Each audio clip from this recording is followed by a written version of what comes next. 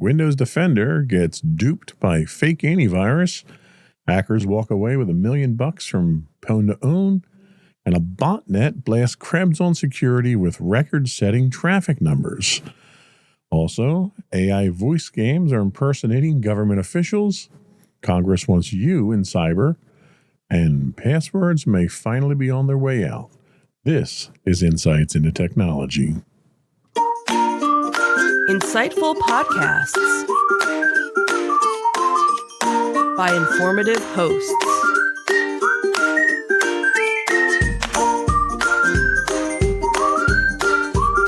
Insights into Things, a podcast network. Welcome to Insights into Technology, a podcast exploring the latest in computers, networking, home automation, mobile computing, and all things technology related. Our hosts will take a deeper dive into the latest and greatest in tech trends and give you the information you need to enable your tech-centric world. This is Insights into Technology, episode 28, Smish, Vish, and Deepfake Dish. I'm your host, Joseph Whalen, and this is your tech news of the week.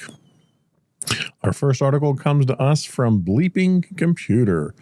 Fake AV, real problems. A new tool named DefendNOT has emerged, capable of disabling Microsoft Defender by registering a fake antivirus product even when no real AV is installed. Developed by a security researcher, DefendNOT exploits an undocumented Windows Security Center API to trick Windows into believing a third-party antivirus is active, prompting Defender to deactivate itself. Building upon a previous project called No Defender, which was removed from GitHub due to a DMCA takedown, DefendNOT achieves its goal by injecting a dummy antivirus DLL into the Trusted Task Manager process. Once registered, this fake AV causes Microsoft Defender to shut down, leaving the system without active protection. Microsoft has responded by classifying DefendNOT as a Trojan, with Defender's machine learning now detecting and quarantining it. So, DefendNOT highlights a significant vulnerability in Windows security architecture. The ability to spoof antivirus registration and disable Defender without deploying actual malware poses a risk to organizations relying solely on Microsoft's built-in protections. These undocumented API exploitations have turned into a problem in this case here. DefendNOT leverages an undocumented API in the Windows Security Center, which raises concerns about other potential vulnerabilities within Windows that remain unknown to the public. And I don't think I need to tell anybody out there that Windows, over the course of its long and storied lifetime, has bloated a bit, we'll say. And with functions like this that go undocumented, nobody even looks to try to attack these things unless they kind of stumble upon them. So you're not even getting third-party investigators that are looking for some of these things because they don't know they exist. Why these types of things exist that are not documented is a serious security concern. This also causes some questions about the trust process and injecting elements into that trust process. By injecting code into the Task Manager exe, a trusted and signed process, DefendNOT bypasses standard security checks, demonstrating the risks associated with process trust assumptions. Again, trust is the biggest factor in your security at this point in time. If there is no trust, there is no security. The persistence mechanism associated with this is also a concern. The tool ensures it remains active across reboots by creating an auto-run entry via the Windows Task Scheduler, emphasizing the need for monitoring startup entries in enterprise environments. You should be doing that already anyway. Embedding itself in Windows Task Manager is a technique that's been used for quite some time with malicious software. This just simply highlights the fact that it is a real problem and you need to be monitoring for it. So what are the implications of this on security policies? Well, organizations need to review their security policies. They need to ensure that reliance on a single antivirus solution does not leave them vulnerable to similar exploits. A lot of different antivirus suites out there that you can use. Some of these come with your MSP. Some of these may be single source options that you get through your RMM solutions. You just want to make sure that the antivirus that you are employing is reliable, trustworthy, and not doing anything nefarious like this. I don't think this is going to be a huge problem. Microsoft's already acknowledged the issue itself. The signatures have already been noted. And I think for the most part, this is going to kind of fade away. But what this highlights is what we've been seeing, and that's the trend of different vectors of attack coming in. And this one here is a rather clever one by disabling existing security features in order to appear to be a antivirus software. Next up, we have another article from Bleeping Computer, 0-Day Buffet. At the recent Pwn2Own Berlin 2025 hacking competition, security researchers earned a total of $1,078,750 by uncovering and demonstrating 28 zero-day vulnerabilities across various enterprise technologies. The event, sponsored by Trend Micro's Zero-Day Initiative, featured exploits targeting AI systems, web browsers, virtualization platforms, local privileged escalation, servers, enterprise applications, cloud-native container technologies, and automotive systems. Notably, Mozilla Firefox was compromised twice, prompting Mozilla to release emergency security updates addressing the vulnerabilities. VMware's ESXi and Workstation products were also successfully exploited, highlighting potential risks in virtualization environments. Despite Tesla providing a Model Y and a Model 3 unit for testing, no attempts were made in the automotive category. Vendors now have 90 days to patch these vulnerabilities before public disclosure. The outcome of the Pwn2Own Berlin 2025 underscores the critical need for enterprises to maintain robust cybersecurity measures. These open source, public exposed efforts here are, I wouldn't say critical to the overall security, but I think what it does is it highlights the need for this level of testing and this level of scrutiny. And companies like Mozilla are responding responsibly to it. And I think that's a sign that the system itself is working. The discovery of zero-day vulnerabilities in widely used platforms like Firefox and VMware indicate potential exposure points that malicious actors could exploit, obviously. A couple of the things to take away from this, the rapid patch deployment. Mozilla, kudos to them for this. They were very swift in their response to patch Firefox vulnerabilities. It demonstrates the importance of timely updates. Enterprises should ensure that they have processes in place for rapid deployment of critical patches. Rapid deployment's important, but again, the one thing I do need to emphasize is test. You need to have a test environment that you can take these patches, throw them into, and do day-in-the-life processing to make sure you don't break anything, because sometimes these patches can be your worst nightmare. This also highlights the virtualization vulnerabilities, which has been a recurring theme at Pwn2Own and several other security conferences in the past. The successful exploitation of VMware's ESXi server and workstation highlights the need for securing virtualization infrastructure. which is foundational in many enterprise environments. My organization runs virtualized servers. And usually the biggest problem that you run into, or the biggest threat that people are afraid of with virtualization, is breaking out of your virtual machines. One virtual machine being able to access memory or storage or processing from another. These are supposed to be isolated machines, and sometimes the exploits take a step outside of that. One of the biggest things here, and one that I wanted to kind of focus on a little bit, was AI systems.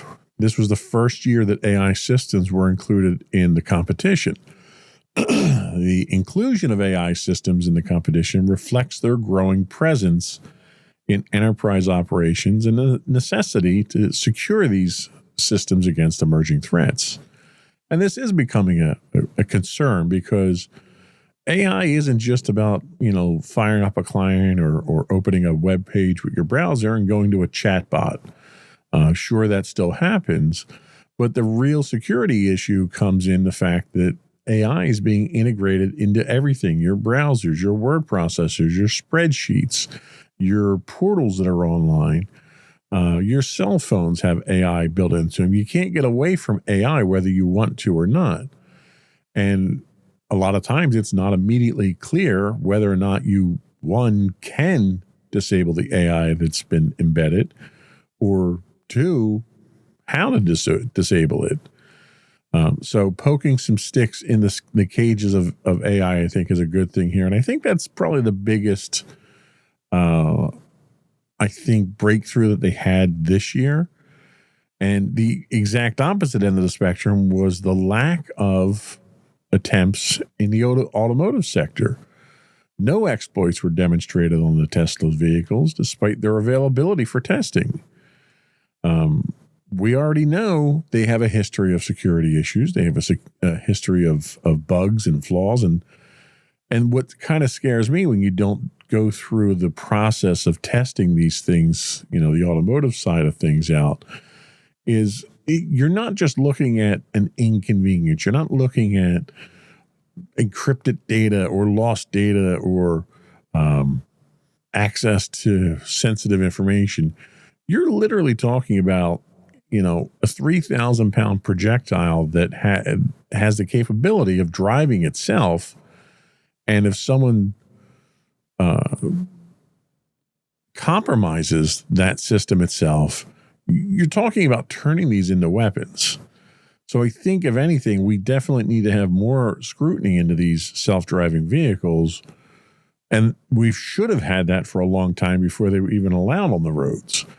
They're out there now. They're proven to be susceptible to security issues. And I think the important thing we need to focus on now is making sure that those things are either taken care of or taken off the streets.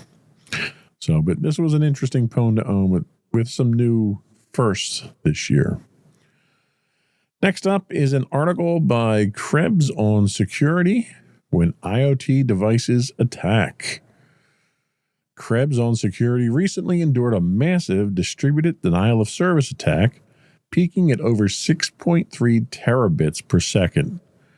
This brief but intense assault is attributed to the Asuro botnet, a formidable network of compromised Internet of Things devices. The attack, which lasted less than a minute, was characterized by a barrage of large UDP packets targeting random ports at a rate of approximately 585 million packets per second. Google's Project Shield, which provides DDoS protection to news and human rights websites, successfully mitigated the attack, marking it as the largest ever handled by the service. The Asuro botnet, first identified in 2024, has evolved rapidly, incorporating zero-day vulnerabilities to expand its reach. Notably, the botnet is linked to an individual known as Forky, who has been active in DDoS for hire circles and has had domains seized by the FBI. The recent attack on Pwn2Own Security underscores the escalating threat posed by sophisticated botnets and highlights the importance of robust cybersecurity defenses. The 6.3 terabyte per second DDoS attack on Pwn2Own Security serves as a stark reminder of the evolving capabilities of threat actors and the vulnerabilities inherent in IoT devices. For enterprises, this incident underscores the necessity of implementing comprehensive DDoS mitigation strategies and ensuring that IoT devices are secured against exploitation. Now, the Asura botnet's capabilities are pretty impressive when you look at botnets. It has the ability to generate traffic exceeding 6 terabytes, which obviously is a record. We haven't seen that in the past. So it demonstrates the potential scale of modern DDoS attacks. Enterprises need to assess whether their current defenses can withstand such volumes. Now, we talked about this in the past and how your corporate presence as a company on the internet is vitally important, whether it's for informational purposes, for e-commerce purposes, for communication with your customers purposes. It's your presence. And if your presence goes away, or if your presence gets altered or distorted in a dangerous way, it can have significant consequences on your business. And a lot of companies out there don't have the protections in place. They don't have a content distribution network in place, like a Cloudflare or an Akamai or something like that, that shelter them from these DDoS attacks. Most companies, when they host their websites, they host them in standard hosting platforms, unless you're sticking them in a Azure environment or AWS. You have to be very careful of who your hosting provider is and what kind of protections they offer. Most hosting providers now provide at least the basic level of Cloudflare protection. But if you're a target-rich environment, or if you have the potential for being hit, that might not be enough for you. This also highlights the vulnerabilities associated with IoT devices. The exploitation of IoT devices with default credentials or unpatched vulnerabilities remains a significant concern. Organizations should enforce strict security protocols for all connected devices. Now, typically, IoT devices are not necessarily that much of an issue within the organization, because most organizations don't allow IoT devices, and you probably shouldn't, or at least you should at least have much more scrutiny towards the ones you do. Most of the IoT devices that have been included in this botnet and other botnets are consumer ones. It's ones, cameras and locks and doorbell cameras and light bulbs and things like that consumers have implemented for convenience sake, but don't necessarily maintain. And every one of those is a potential node on a botnet. The other thing worth talking about is the concept of the DDoS for hire services that we talked about here. The accessibility of these services, often advertised on platforms like Telegram, lowers the barrier of launching large-scale attacks. Enterprises should monitor potential threats originating from such services. Now, those services are not readily available. You can do a little bit of research. The government, obviously, law enforcement has been taking several of these down, but these networks that they're on tend to change, evolve, and adapt to the defensive mechanisms that we have in place. So it's difficult to really pinpoint these down and know exactly what their point of origin is. We're going to take a quick break, but before we do, I want to real quickly remind everyone that you can email us at comments@insightsintothings.com. Let us know how we're doing. Give us your feedback on the topics and the commentary that we offer.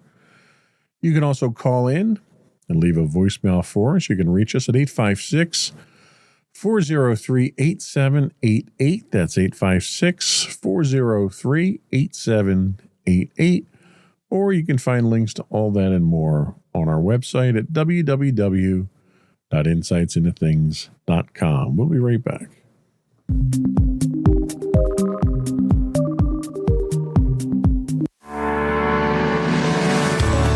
Insights into Entertainment, a podcast series taking a deeper look into entertainment and media. Our husband and wife team of pop culture fanatics are exploring all things from music and movies to television and fandom. We'll look at the interesting and obscure entertainment news of the week. We'll talk about theme park and pop culture news. We'll give you the latest and greatest on pop culture conventions.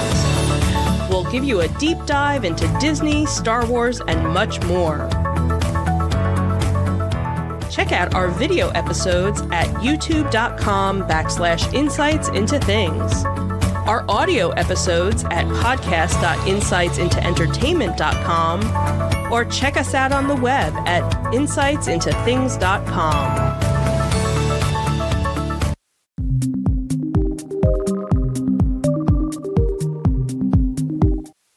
Smishing and Vishing, the AI remix. This one comes to us from Security Affairs. The FBI has issued a warning about a sophisticated phishing campaign targeting current and former U.S. government officials. Since April 2025, attackers have been using AI-generated voice messages and text messages to impersonate senior officials, aiming to gain unauthorized access to personal accounts. These messages often prompt recipients to transition to alternate messaging platforms where further exploitation occurs. This campaign utilizes smishing or SMS phishing and vishing voice phishing techniques, leveraging AI to create convincing impersonations.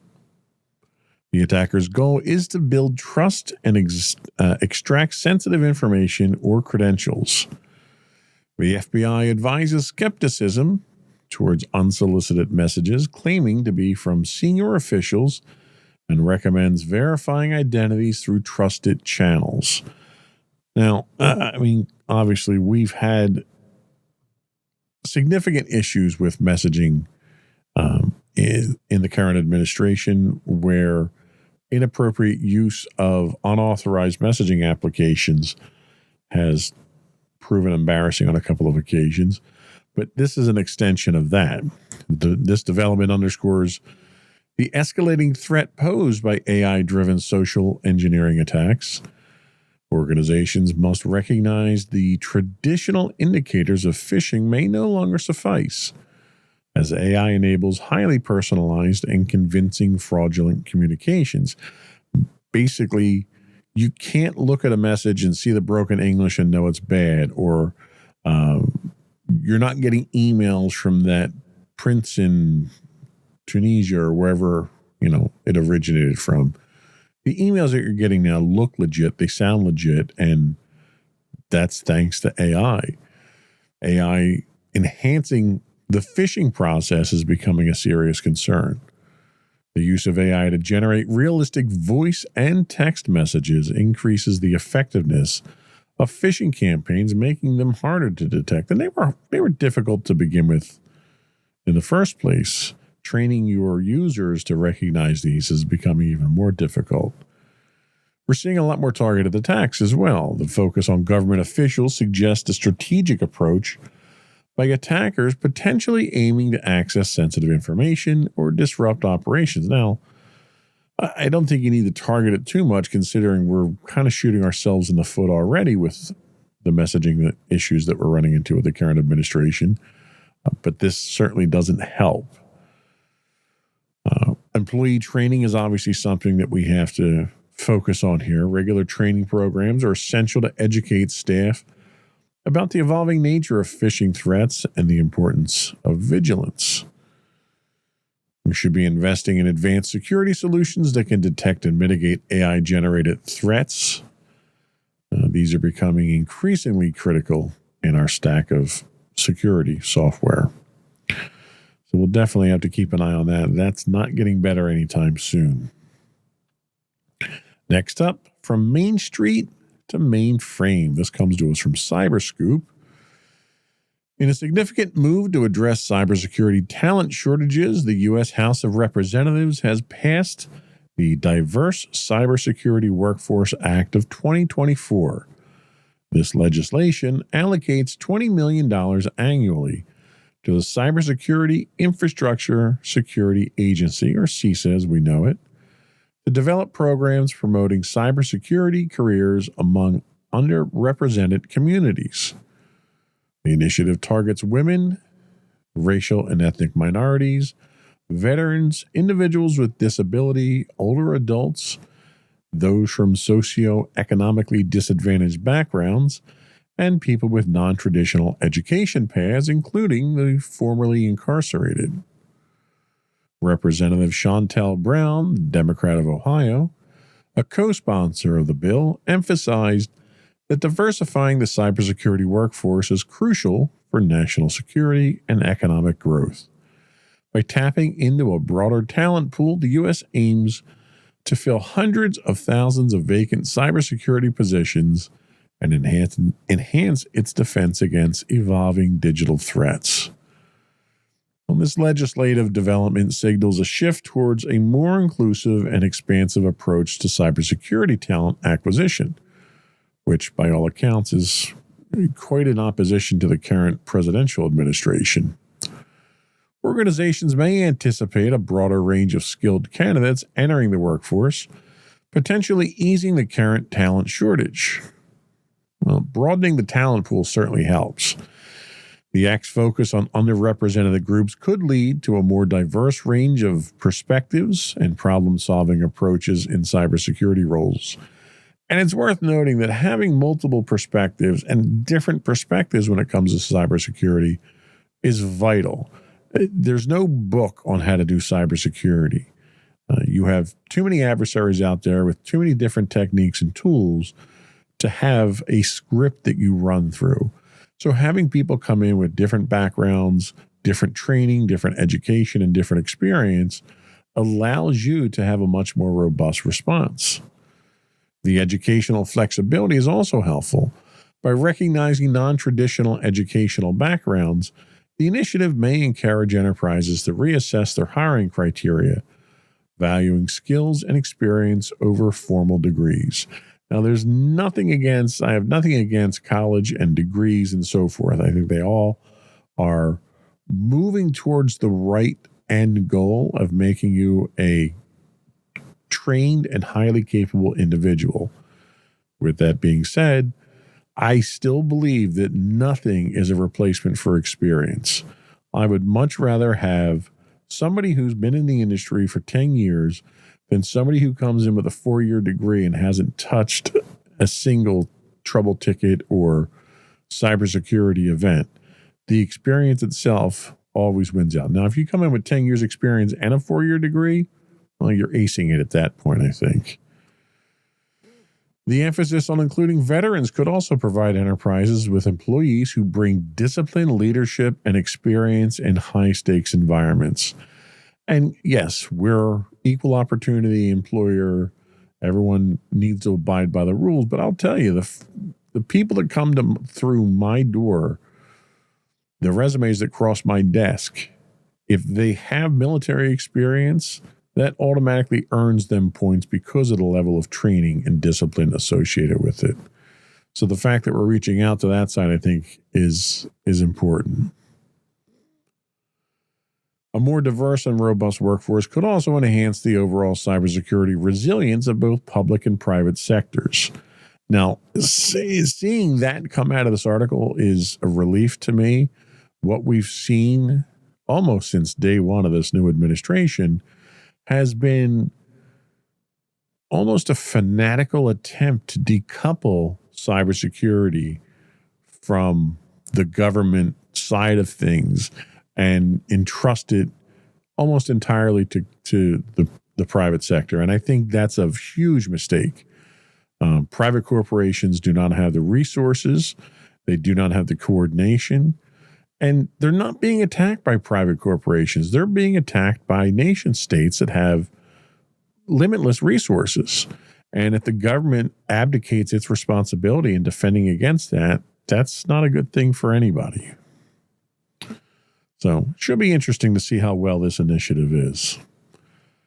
Next up, the Vulnerability Lottery by Security Week. In an effort to enhance vulnerability management, researchers from the National Institutes of Standards and Technology, NIST, and the Cybersecurity and Infrastructure Security Agency, CISA, have introduced a new metric called Likely Exploited Vulnerabilities, or LEVs. This metric aims to calculate the probability that a given vulnerability has been exploited in the wild, addressing the limitations of existing tools like the Exploitation Predicting Scoring Service, or EPSS. Scoring System, not service. And the Known Exploited Vulnerabilities, or KEV lists. LEV utilizes equations that consider factors such as the availability of EPSS scores and the inclusion in KEV lists to provide a probabilistic assessment of exploitation. That sounds impressive, doesn't it? This approach is designed to assist organizations in prioritizing patching efforts more effectively by identifying vulnerabilities that are more likely to have been exploited, even in the absence of direct evidence. I'm not really sure what they're trying to get at here. I think they're trying to stay ahead of the curve here, but I don't think this is the way to do it with prognostication and basically educated guesses. The introduction of LEV represents a significant advancement in vulnerability management, but it's yet to prove itself out as being effective. By providing a probabilistic, that's a hard one to say, by providing a probabilistic assessment of exploitation likelihood, LEV enables organizations to allocate resources more efficiently, focusing on vulnerabilities that pose the greatest risk. Risk. This will enhance existing tools. LEV complements tools like EPSS and KEV by addressing their limitations. While EPSS predicts future exploitation and KEV lists known exploited vulnerabilities, LEV provides a probabilistic assessment of past exploitation, filling a critical gap in vulnerability management. I don't know where this is going to go. I don't think this is going to have a huge improvement to things. I don't think it's going to hurt. Any improvement, I guess, is a good thing, but sounds like one of those things where someone spent an awful lot of time thinking about putting something like this in place without really taking the time to think of how useful it's going to be. So only time will tell if this is, 1, used, 2, accurate, and 3, valuable. So we'll see. I think a lot of what has to do with this is just a panic of helplessness of some of these exploits that are happening on such a regular basis now. Well, that was all we had for today. Before we do go, I wanted to throw out some thank yous to folks who followed us on Twitch. I did have a couple, and I'll throw some honorable mentions out this week. I did have a few folks follow us and comment on our main website hosted on WordPress. I didn't get a chance to put those in the notes, and I apologize, but I'll get them in for the thank you section or shout out section for our next show. But for this week, we had a few folks from Twitch follow us: Entropy_cat, Nikki James 1, Repentant Man, and Will Likes Fortnite, which I think I had those last week. But hey, extra shout out to you guys this week. Before I do go, I want to again take a quick moment to suggest that if you don't do so already, you subscribe to our podcast. You can find audio versions of this show listed as Insights into Technology, or you can find audio and video of all of our shows on the network listed as Insights into Technology. We're available on Apple Podcasts, Spotify, Google, iHeartRadio, TuneIn, anywhere you get a podcast. I would also invite you to write in, give us your feedback, tell us how we're doing, argue with us if you don't agree with what we're talking about. You can email at comments@insightsintothings.com. You can call in, leave a voicemail, and we'll get you on the show. The number is 856-403-8788. Again, that's 856-403-8788. We do stream 5 days a week on Twitch at twitch.tv/insightsintothings. If you're an Amazon Prime subscriber, you do get a free monthly Twitch Prime subscription. We'd love it if you threw that our way. That helps us keep the lights on here. You can also find us on Blue Sky. We're on LinkedIn and Facebook. You can find links to all that and more on our website at www.insightsintothings.com. That's it. Another one in the books.